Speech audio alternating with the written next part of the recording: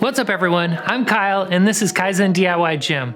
Things look a little bit different around my gym right now because I've been working on some major projects. That's also part of the reason why I haven't been posting as often, but I digress. In this video, I'll show you how I upgraded the storage in my gym and in my workshop using wall control.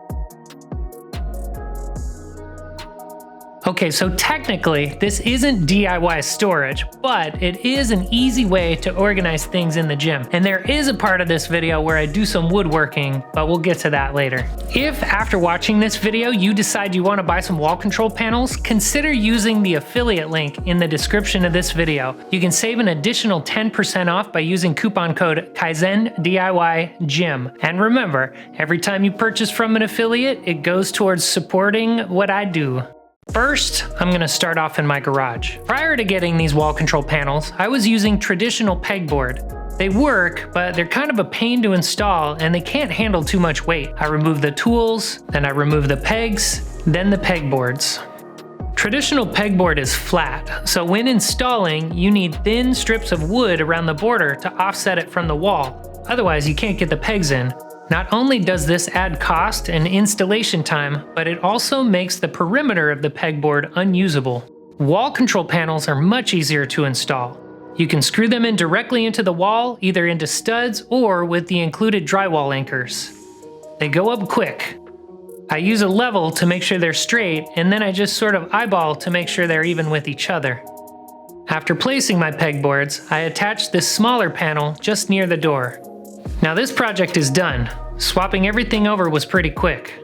It's got a nice, clean look to it. And the next project is something I've been wanting to do for a while. Before I get started, I will say it is sort of a gray area in terms of legality. What am I talking about? Drugs? Nope, nothing that serious. I actually just want to cover my breaker box.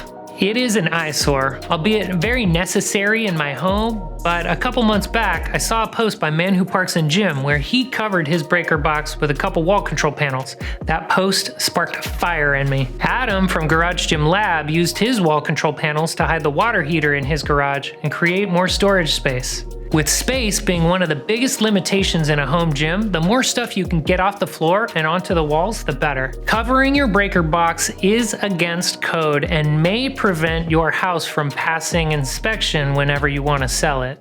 The circuit breaker box must be accessible without moving or lifting any objects. A 3-foot clearance should be maintained around the box. That being said, YouTube is chock full of videos showing how to creatively cover your breaker box, so don't at me, bro. I'm not the first to do this. Use caution and proceed at your own risk. DIY projects are awesome, but being safe is even more awesome. In order to cover my breaker box, I need to build a wood frame around it to attach the wall control panels to.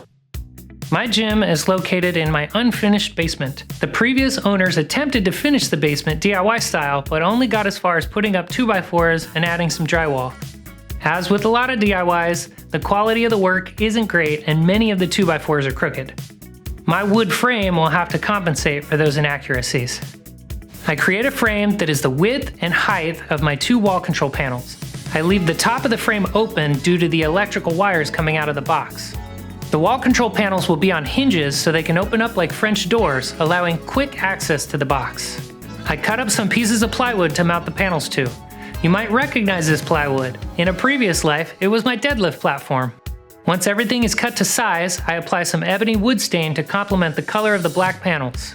I attach the panels to the plywood with some 1-inch screws and I add 2 door hinges to each panel. Fortunately, all of my measurements were correct and the frame fits perfectly around the box. I attach the panels to the frame, simultaneously holding the panel, putting in screws, and making sure everything is even. In retrospect, it would have been nice to have help for this part. To help keep it closed without using a latch, I pop in some magnets.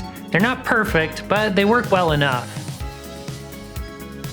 In my opinion, hanging everything up is the fun part. It's like playing Tetris with gym accessories. Once that is done, I have 2 more smaller panels to hang up.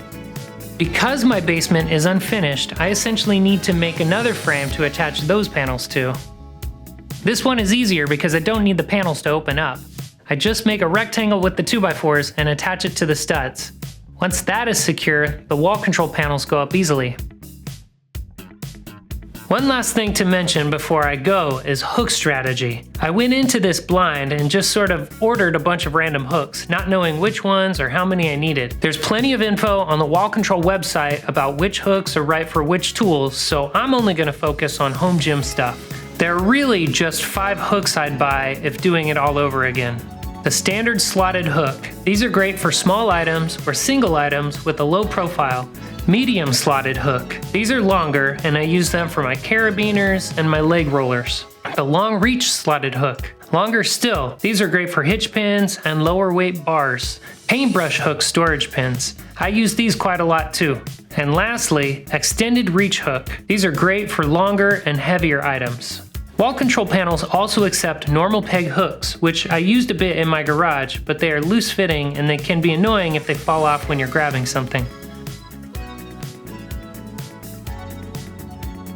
And that's it. This installation is done. It makes a huge difference in my gym. Not only does it look so much better, but I got a lot of stuff off the floor and it makes the gym feel more spacious.